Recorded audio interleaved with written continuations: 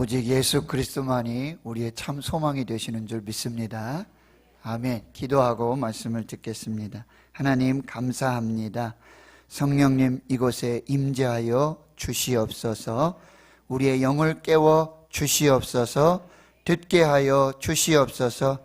살게 하여 주시옵소서. 예수님의 이름으로 기도하옵나이다. 아멘. 오늘 말씀의 제목은요, 너는 겨울 전에 어서 오라. 미국 동부 필라델피아 그리고 피츠버그에서 약 30여 년간을 목회하신 맥카트니라고 하시는 목사님이 계십니다.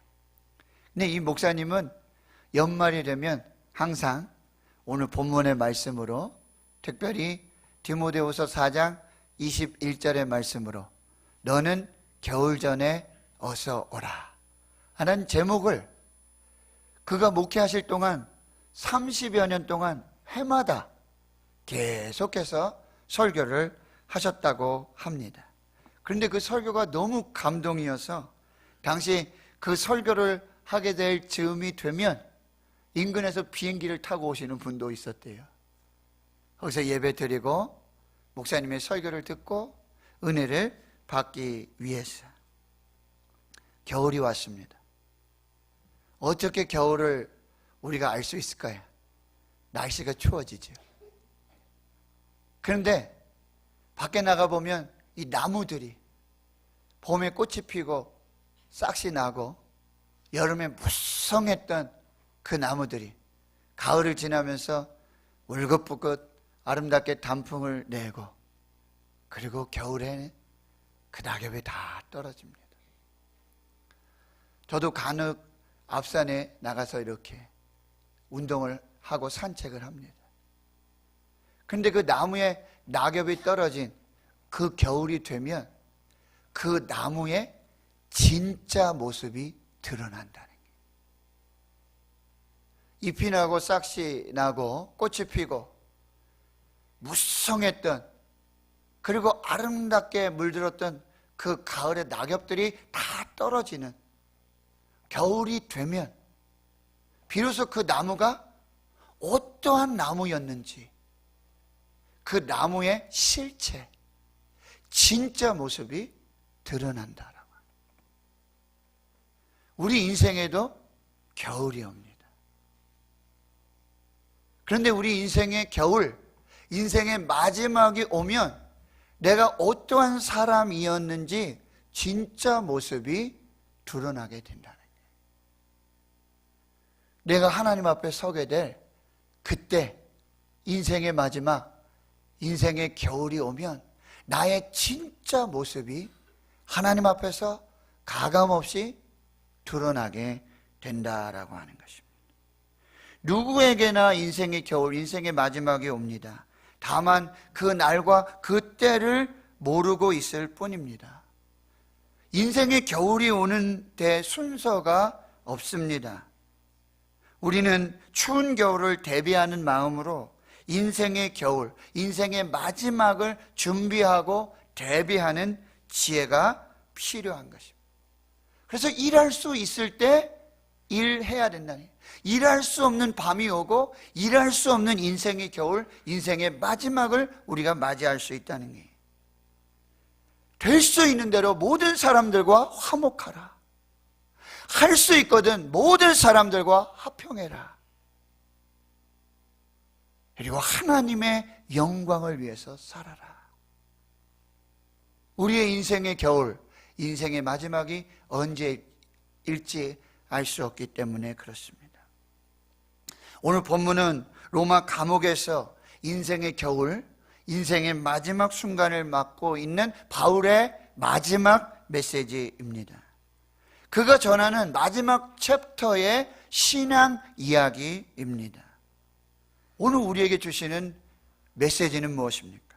첫째로, 인생의 겨울, 마지막에 남는 것은 결국 사람이라고 하는 것입니다.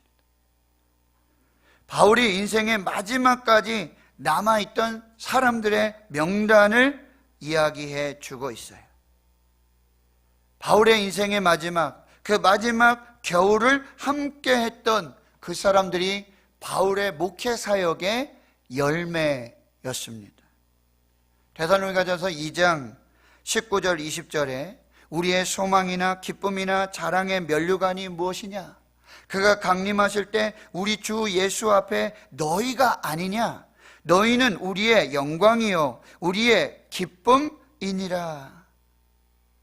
예수님께서 재림하실 때 마지막 날에 예수 앞에 서 있는 사람들, 마지막까지 남아있는 그 사람들이 바울의 소망이고 바울의 기쁨이고 바울의 영광이고 바울의 면류관이라고 고백하고 있습니다. 저도 그런 고백을 하고 싶어요. 제 인생의 마지막 겨울 목회 사역의 마지막, 당신의 자랑이 누구입니까? 당신의 영광이 누구입니까? 당신의 면류관이 누구입니까? 당신의 소망이 무엇입니까? 대구 신흥교회입니다. 대구 신흥교회 성도들입니다. 이렇게 고백하고요. 그럼 지금 바울에게 남겨져 있는 사람들, 바울이 언급하고 있는 그 사람들은 누구고 그것은 어떤 의미가 있는가? 첫째로 바울에게 남아있던 사람들 중에는 세상을 사랑하여 하나님을 떠나고 바울을 버린 사람들이 있었습니다. 데마, 그레스게, 디도. 데마는 세상을 사랑했어요. 하나님을 사랑하는 것보다 세상을 더 사랑했어요. 그래서 마지막에 배교를 한 거예요. 교회를 떠나고 공동체를 떠나고 하나님을 떠나서 세상으로 갔어요. 그레스게와 디도는 바울을 떠났습니다. 끝날 때까지 끝난 게 아니다. 길고 짧은 것은 돼봐야 된다. 그렇습니다. 사람도 마찬가지예요. 끝까지 가봐야 알아요. 끝까지 가봐야 그 사람이 어떤 사람인지, 그 사람이 하나님의 사람인지, 그가 세상의 사람인지, 그가 하나님을 사랑하는 사람인지, 그가 세상을 사랑하는 사람인지, 주의 종을 섬기는 사람인지, 그를 버리는 사람인지 마지막까지 끝까지 가봐야 하는 것입니다. 두 번째로 바울에게 남아있던 사람, 지금 인생의 마지막까지 함께하고 있는 사람이 있습니다. 누구입니까? 누가입니다. 그는 이렇게 말하고 있어요. 오직 누가만 지금 나와 함께 있느니라. 바울의 마지막 겨울, 사역의 마지막 인생의 겨울, 그때 오직 누가만이 바울 곁을 지키고 있다라는 말씀이에요. 누가는 의사입니다. 바울의 전도를 받고 예수님을 영접한 후에 의사의 길을 포기합니다. 그리고 바울과 함께 복을 전하며 끝까지 바울 곁에서 동역했던 동역자예요. 바울의 목회의 동역자일 뿐만 아니라 주치의 역할을 했습니다. 바울이 로마 감옥에 갇혀 있을 때 곁에서 계속 돌봐주면서 바울의 마지막 길을 함께 했던 사람이 의사 누가였어요. 그는 역사가로 알려지고 있어요. 그래서 이 사도행전을 기록해서 예수 그리스도의 사역 이후 사도들의 그 놀라운 역사, 하나님의 역사, 성령의 역사를 기록했던 역사가였습니다. 마지막까지 바울 곁에서 가족처럼, 친구처럼 함께 해 주었던 사람이 바로 누가입니다. 사랑하는 성도 여러분, 교회 공동체라는 게 뭐예요? 우리가 예수를 믿는다는 게 뭐예요? 끝까지 예수님과 함께하는 거예요. 교회와 함께하는 거예요. 주의 종들과 함께하는 거예요. 슬플 때나 기쁠 때나 아플 때나 병들었을 때나 함께 마음을 같이 하는 것, 그것이 교회 공동체라고 한다는 거예요. 실제로 바울이 보고 싶은 사람이 있었어요. 인생의 마지막이 됐을 때 꼭 한번 다시 보고 싶고 만나고 싶은 사람이 있었어요. 마가와 디모데입니다. 마가는 바나바의 생질이죠. 바울과 1차 선교여행을 함께 했던 사람이에요. 그러나 1차 선교 여행 중에 바울 일행을 버리고 돌아서서 예루살렘으로 돌아갔던 사람이에요. 그래서 이 문제로 바울과 바나바는 심히 다투는 일까지 일어나게 돼요. 근데 마가가 회개합니다. 다시 복음을 믿고 예수 안에서 다시 거듭나서 열심히 전도 사역을 감당하면서 이제는 바울에게 인정받는 일꾼이 되었습니다. 그를 꼭 데려오라고, 꼭 만나고 싶다고 그렇게 말하고 있는 거예요. 디모데는 어떤 사람이에요? 바울의 영적 아들이에요. 믿음으로 낳은 아들이에요.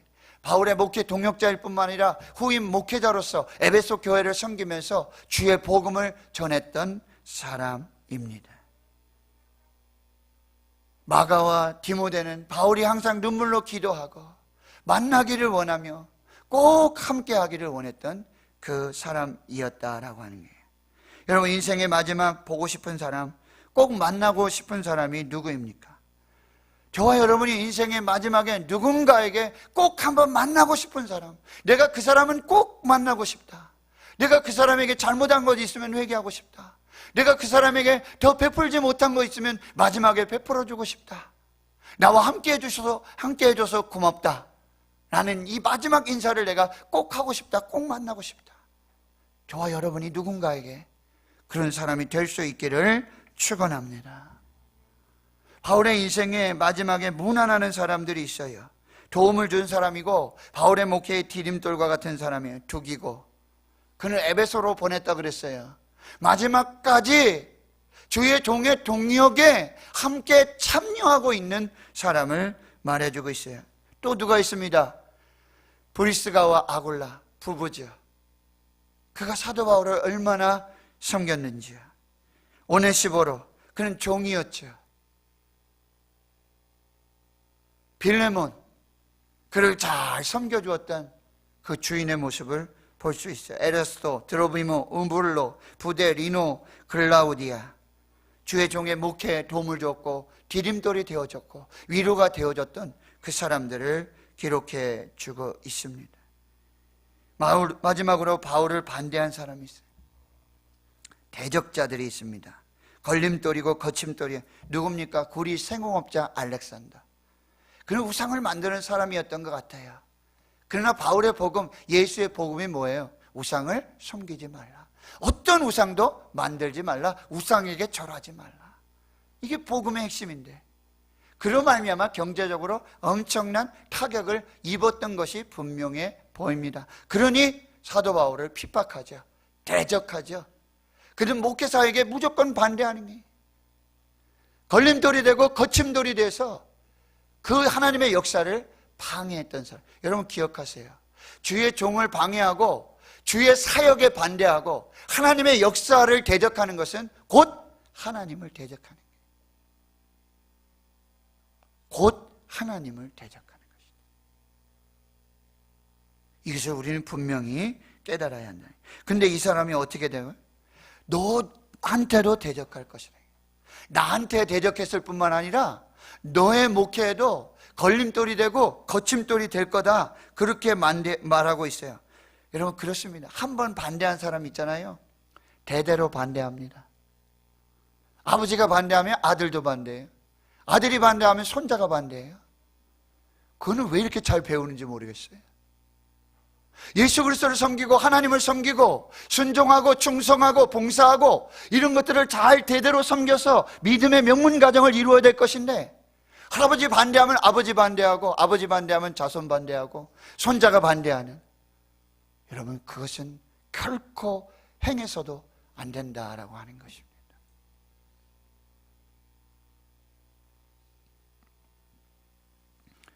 바울은 이 사람들을 성경에 기록하고 있다는 사실이에요. 그래서 듣게 하고 알게 하고 경계하고 거울로 교훈으로 우리에게 말씀해 주고 있다는 거예요. 여러분 저도 짧은 목회 경력이 참 많은 사람들을 만났어요. 헤어졌어요. 다양한 종류의 사람들이 있었어요. 여러분 끝까지 함께하고 싶은 사람이 있어요.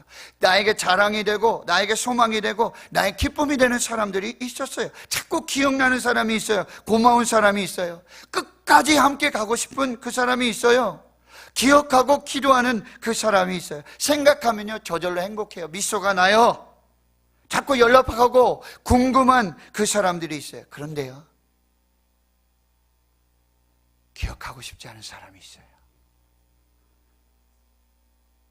지워버리고 싶은 사람이 있다라고 하는 거예요. 좋은 경험으로 기억되는 사람도 있지만 반대로 나쁜 경험으로 목회에 걸림돌이 되고 거침돌이 되고 나를 대적할 뿐만 아니라 내 가족들을 그리고 동역자들을 대적하고 하나님의 교회를 나누고 분열하고 시기하고 질투하고 패를 만들어서 당을 만들어서 하나님 앞에 온전하게 행하지 못하는 많은 사람들이 있다라고 하는 것입니다. 여러분, 어떤 사람으로 남기를 원하세요? 어떤 사람으로 기억되고 어떤 사람으로 기록되기를 원하십니까? 인생의 마지막에 남는 것 사람뿐이에요. 내 주위에 누가 있는가? 내가 어떤 사람을 언급하고 있는가? 내가 어떤 사람과 함께하고 있는가? 내 주위에 누가 남아있는가? 이 메시지를 통해서 우리가 잘 받아야 될 하나님의 메시지가 되어야 될 줄 믿습니다. 여러분, 마지막이 중요해요. 사람의 끝도 중요해요. 믿음도 마찬가지예요. 끝이 중요하고 마무리가 잘 돼야 돼요. 사람들은 변해요. 이랬다 저랬다 합니다. 16절에 이렇게 말하고 있잖아요. 내가 처음 변명할 때, 이 변명할 때는 이 사도 바울이 로마 감옥에 1차로 투옥돼서 이제 변호를 하게 되었을 때 그때부터도 나와 함께한 자가 하나도 없고 다 나를 버렸다라고 말하고 있어요. 사도 바울이 목회할 때는 함께하는 것 같지만 그가 감옥에 들어가서 이제 변명을 하고 투옥돼서 이제 여러 변호를 해야 되는데 사도 바울을 변호해주고 사도 바울 곁에 있으면서 함께 해주면서 그를 위로해주는 그 사람은 하나도 없었다. 다 버렸다. 사람은 변해요. 사람은 변해요. 사람은 믿을 대상이 아니에요. 사람은 사랑의 대상. 오직 믿음은 예수만 믿어야 될 줄 믿습니다. 근데 영원히 변하지 않는 분이 있다라고 말씀하세요. 바로 하나님이시죠. 17절에 주께서 내 곁에 서서 나에게 힘을 주셨다라고 말씀하고 있어요. 그런데 다 떠나가고 아무도 없고 나를 변호해 주는 사람도 없고 찾아오는 사람도 없고 위로해 주는 사람도 없고 모두 다 나를 떠났지만 그러나 하나님은 나와 함께 계셨다. 하나님은 나를 떠나지 아니하셨다. 내 곁에 서 계셨다. 항상 준비하고 계셨다는 거예요. 도움을 주시려고, 항상 움직이시려고, 항상 역사해 주시려고 나와 함께 하셨다라고 말씀해 주고 계시는 것입니다. 하나님 성도 여러분, 이것이 2000년 전에 우리 가운데 오신 예수 그리스도의 이름이에요. 임마누엘. 하나님이 우리와 함께 계시다. 여러분, 사진 한 장을 보실까요? 집사님, 사진 한 장을 좀 띄워주십시오. 네. 여기 조성환 목사님, 선교사님이 주님, 내가 무엇을 해야 할까요? 라는 책을 쓰셨어요. 근데 그 이야기 중에 이런 간증의 얘기가 있어요. 목사님이 이제 어렵게 유학의 길이 열려서 유학을 하고 공부하고 학업을 병행하면서 목회를 하고 있는데 하나님이 벼랑 끝으로 모시는데 또 어떻게 교회를 개척하라고 하나님이 사인을 주시고 메시지를 주시는 거예요. 그러니 너무너무 힘들고 너무너무 부담이 되고 그래서 운전을 해가면서 이렇게 쭉 가는데 여러분 휴대폰에 메시지가 오지 않아도 뭐 이렇게 잘못 눌러지면 누르르 오지 않습니까? 그럴 때가 있잖아요. 그래서 너무너무 힘들고 이거 어떻게 해야 되나? 어떻게 가야 될까? 하나님이 새 일을 행하시는데 내가 어떻게 하면 좋을까? 고민하고 걱정하는데 일이 온 거예요. 그냥 뭐 그러려니 하고 지나가다가 계속 또 울리는 거예요. 그래가지고 그 휴대폰을 딱 꺼내봤어요. 그랬더니 그냥 이상하게 막 눌려진 거죠. 이렇게 움직이고 하면서. 근데 알지 못하는 뭐 숫자, 어떤 부호 이렇게 막 찍히고 딱 하는데 거기 중간에 분명하고 선명하게 이렇게 써 있다는 거예요. I am here. 내가 여기 있다. 내가 너와 함께한다. I am with you. 임마누엘. 이 하나님의 메시지를 받은 거예요. 차를 세워두고 통곡하며 하나님 나와 함께 계심을 믿습니다. 여러분, 제가 작년 11월에 이제 다시 강단에 서고 목회를 하면서 말씀을 전하면서 얼마나 두렵고 떨리는지요. 여러분 다리는 안 보이시니까 모르잖아요. 그렇죠? 가운에 덮여 있으니까 모르잖아요. 근데 다리가 덜덜덜덜덜덜, 무릎이 덜덜덜덜덜. 20분 30분 설교하는 게 얼마나 힘든지 땀이 나죠. 지치죠. 설교를 마치면 와이셔츠 속옷 다 갈아입어야 돼. 그리고 한참 앉아있다 밥 먹으러 가야 돼. 그러면서 12월 마지막 송구 영신 예배를 드리는데 우리가 말씀 카드를 뽑고 하나님 앞에서 기도하면서 그 말씀을 딱 꼽았을 때 하나님께서 주신 말씀이 이사야 41장 10절 말씀, 두려워하지 말라, 내가 너와 함께 함이라. 할렐루야. 하나님은 우리와 함께 계시는 줄 믿습니다. 사람은 변합니다. 세상은 변합니다. 사람은 떠나갑니다. 사람은 배신합니다. 그러나 하나님은 항상 함께 하시는 줄 믿습니다. 그 하나님이 저와 여러분의 하나님이 되시는 줄 믿습니다. 마지막까지, 세상 끝날까지 내가 너와 항상 함께 있으리라. 할렐루야. 이 말씀을 붙잡으시기를 축원합니다. 두 번째로요, 인생의 겨울 마지막에 우리에게 필요한 것이 무엇인가? 그것은 오직 성경이다. 오늘 13절의 말씀 우리가 같이 한번 읽겠습니다. 시작. 내가 올 때에 내가 들어와 가보의 집에 둔 겉옷을 가지고 오고 또 책은 특별히 가죽 종이에 쓴 것을 가지고 오라.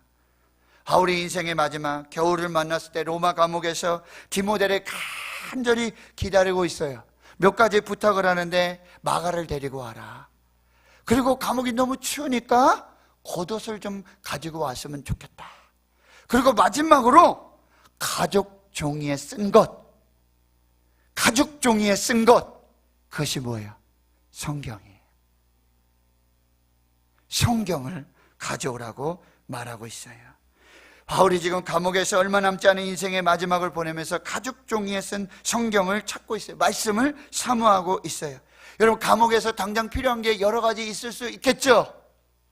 추우니까 겉옷이 필요했어요. 먹을 것도 필요하죠.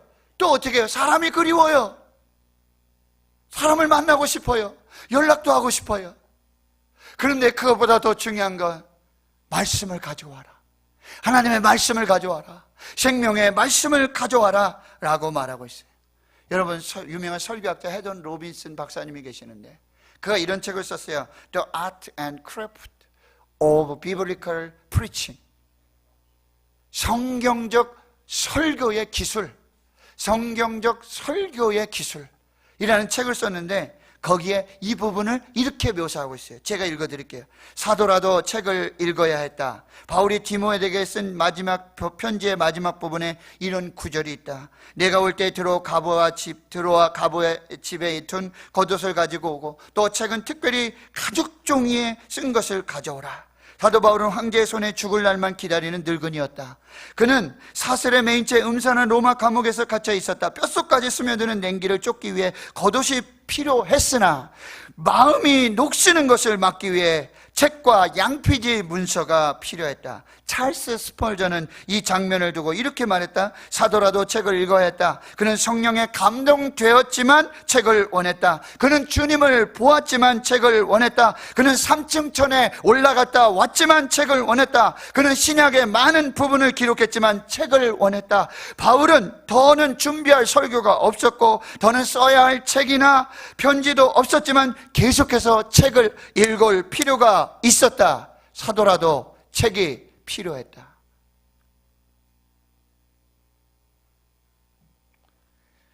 인생의 마지막에 필요한 것은 말씀이에요.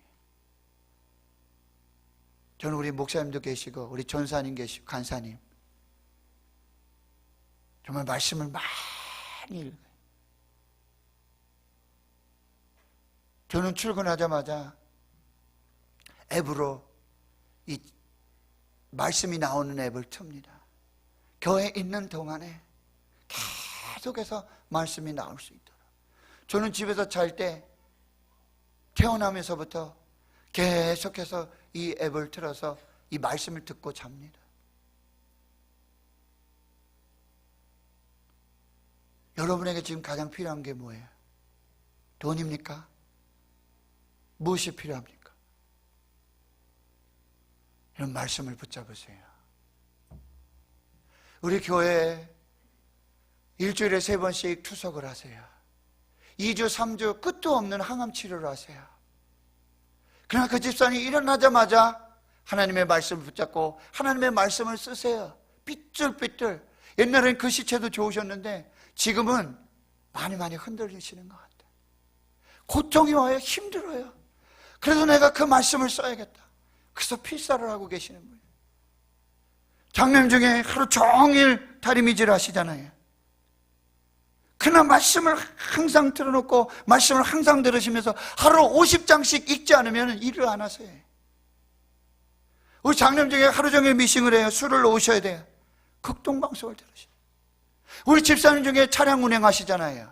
우리 집사님 중에 택시 운전하시잖아요. 하루 종일 방송을 들으면서 말씀을 들으면서 성경 일독하시잖아요. 통독하시잖아요. 지금 이게 얼마나 귀한지 몰라요. 그분들의 말씀 사랑, 이것이 얼마나 귀하다.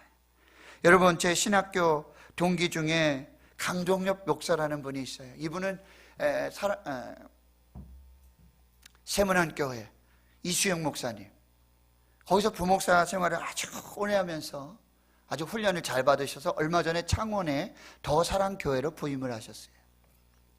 근데 이분이 어떤 이력을 가지고 계시냐면, 여러분 여운학 장로님 이슬비 전도학교 아시죠?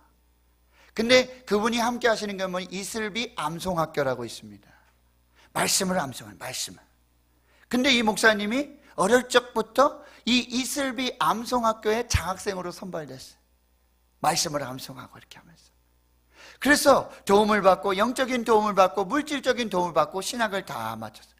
근데 이것이 목사님의 평생 목회 사역이 중심이 됐다는 게, 더사랑교회에 부임하셔가지고는 우리가 봉헌 시간에 봉헌 찬양을 하잖아요, 보통. 그리고 연주를 하기도 하잖아요. 근데 이분은 어떻게 해요? 새벽 기도의 말씀마다 하나님의 말씀을 암송해요. 한 절 딱 읽고 그 말씀을 새벽 기도 시간에 성도들하고 암송해요. 그리고 그 말씀 일주일 7구절의 말씀을 주일날 봉헌 시간이 되면 봉헌을 하고 나서 찬양으로 봉헌하는 것이 아니라 어떻게 한다고요? 그 말씀을 암송함으로 봉헌하고 있다라고 하는 거예요. 여기 이런 글이 있어요. 지난주일 난 예배 때 김병수 장로님, 김용준 장로님 두 분이 처음으로 봉헌 암송을 하였습니다. 지난 주간 새벽 기도회 때 암송한 요한복음 3장 16절, 사도행전 1장 8절, 로마서 3장 23절 24절, 갈라디아서 2장 20절, 요한복음 13장 34절 35절 총 7절의 말씀을 봉헌 시간에 암송했습니다. 흔히 봉헌 시간에는 봉헌 암송을 봉헌송을 하는데 더사랑교회는 봉헌 암송으로 할 계획입니다. 새벽마다 말씀을 암송하고 암송한 말씀 설명을 하면서 말씀이 이끄는 새벽 기도회를 인도하는데 얼마나 행복한지 모릅니다. 어제 오늘 13명이 함께 모여 새벽 기도하고 있습니다. 말씀과 암송과 함께하는 새벽 기도에 많은 성도들이 함께하기를 기대하고 있습니다. 사람이 떡으로만 사는 것이 아니라 하나님의 입으로부터 나오는 모든 말씀으로 살 것이라. 우리의 육은 식사를 해야 돼요. 밥을 먹어야 돼요. 그러나 우리의 영은 반드시 영의 양식, 하나님의 말씀을 먹어야 합니다. 신명기 17장에 왕이 되면 어떻게 하라고요? 레위인을 시켜서 이 율법을 등사해서 내 곁에 두고 My Bible, 내 성경을 만들어서 그것을 읽고 하면 그 왕위가 계속될 것이라고 말씀해 주고 있어요. 여러분, 가장 가까운 곳에 하나님의 말씀을 두십시오.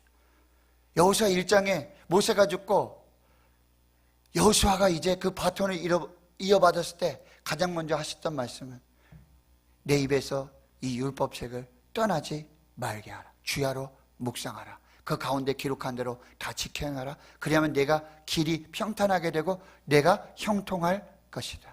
복 있는 사람은 어떤 사람이에요? 오직 여호와의 율법을 즐거워하여 그의 율법을 주야로 묵상하는 자로다. 그때 시절을 쫓는 하나님의 생명의 역사들이 풍성하고 형통한 역사들이 나타나게 된다.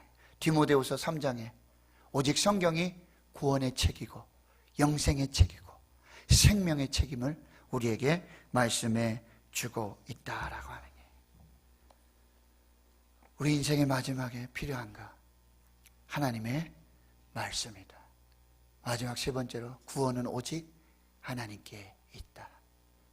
구원은 오직 하나님께 있다. 너는 겨울 전에 어서 오라. 우리 인생의 겨울을 맞기 전에, 마지막 겨울을 맞기 전에 우리가 하나님 앞에서 어떻게 살아야 될지를 다시 한번 점검하고 하나님 앞에 서 계시는 여러분 되실 수 있기를 축원합니다. 기도하겠습니다. 하나님, 부족한 종이 하나님의 말씀을 전했습니다.